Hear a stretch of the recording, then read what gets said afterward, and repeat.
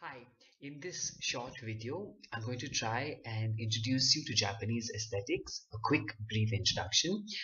What I'm going to do is first provide a background to the philosophy behind Japanese aesthetics. Then what we're going to do is go over certain key ideas and then look at the certain economic implications of Japanese aesthetics. In the process, we will also be able to then draw parallels between minimalism, which is a trending lifestyle phenomena, and in the process of exploring Japanese philosophy and Japanese aesthetics, we'll then see how the Zen Buddhist tradition gives rise to two different streams of things. On one hand, the Japanese traditional aesthetics, and on the other hand, the modern, almost hipster, minimalistic lifestyle. Japanese aesthetics is largely defined by imperfection and insufficiency. It remains largely unchanged from the 13th century until World War II. The study of Japanese aesthetics, as is done in the West, began only 200 years ago. In addition to the West, where aesthetics is a separate discipline, Japanese aesthetics is an integral part of daily life and cultural praxis. The philosophy behind Japanese aesthetics is greatly influenced by Shintoism, which is a traditional indigenous religion of Japan, and Zen Buddhism, which is imported from China. Shintoism focuses on the affirmation and celebration of everything in this world, thus providing a spiritual foundation to the appreciation of all things.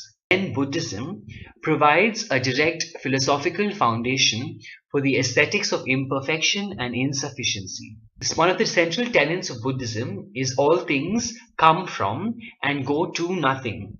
But this nothing is not emptiness, rather it is immense potentiality. One of the main tenets of Zen Buddhism is egalitarianism, calling for no value discrimination between various objects. So much so that it suggests that the inability to recognize Buddha in everything is a product of the burden of self. Zen Buddhism therefore challenges its practitioners to find aesthetic appeal in those things not normally found attractive. In this section, what we're going to do is go over 5 key ideas that guide Japanese aesthetics. The first is the most popular, wabi-sabi. Wabi-sabi almost means imperfect, impermanent, or incomplete.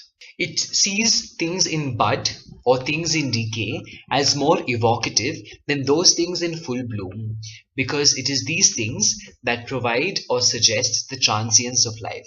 There are 7 aesthetic principles that make something coherent with wabi-sabi. The first is asymmetry or irregularity. The second is simplicity. The third is weatheredness or wornness. The fourth is that without pretense or natural. The fifth is that which is subtly profound or not obvious. The sixth is convention-free, and the seventh is tranquility. The second key principle is miyabi or refinement. This is the oldest but not the most prevalent principle of Japanese aesthetics. It is an aristocratic ideal to remove all that is vulgar and therefore move towards a polishing of manners, diction, and feeling to achieve elegance of the highest grace. The third is shibui, or the beauty of the simple. It focuses on that which is simple overall, but with subtle detailing like texture. The balance between simple and complex is created so that one doesn't get bored of the product and rather constantly finds new meaning in it. The fourth is Johaku, or modulation and movement in traditional art. It literally translates to beginning, break, rapid, and denotes the tempo that begins slowly, accelerates, and ends swiftly. The fifth is Enso, or circle. It symbolizes the absolute, enlightenment, strength, elegance, the universe, and the void. In short, it symbolizes the entirety of Japanese aesthetics. It's fitting at this point to make certain pertinent socio-economic and political observations. Proponents of the aesthetics of insufficiency and perfection came from positions of social privilege and cultural sophistication. This afforded them the adopting of an aesthetic attitude towards insufficiency or impoverishment.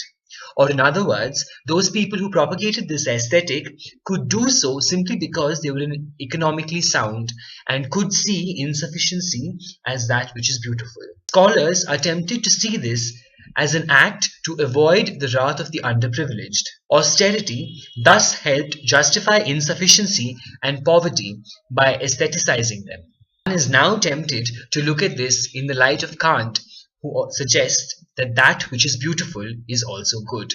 Thus we see that the Japanese aesthetic of insufficiency and imperfection may have also been developed as a means of social control. Having established the Japanese aesthetics, we will now quickly go through the minimalist lifestyle of today. This picks up from a quote by Socrates, which says, "The secret of happiness is not found in seeking more, but enjoying less." Minimalism thus calls for having just enough and being happy with what one has. It takes its philosophical background from four Buddhist principles. The first being letting go of attachments. This includes reducing things like the carbon footprint and one's waistline. The second is reducing suffering and increasing happiness. This comes with the idea that happiness does not come from those things we own, nor does suffering come from those things which we lack. The third is mindfulness, being aware of one's choices and the consequences of those choices. These include consumerism and materialism. The fourth is kindness and compassion. In the age of minimalism, this would mean spending less on things and their pursuit and spending more on developing relationships or helping those in need.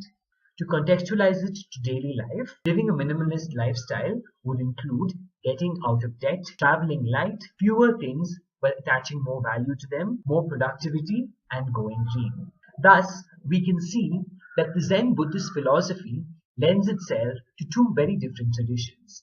On one hand, it lends itself to the Japanese aesthetic tradition, which highlights insufficiency and perfection, and on the other hand, it lends itself to the cultural hipster movement, which focuses on minimalism. Both these traditions focus on less is more, eliminating that which is unessential, living in the moment, organizing time, and discovering purpose.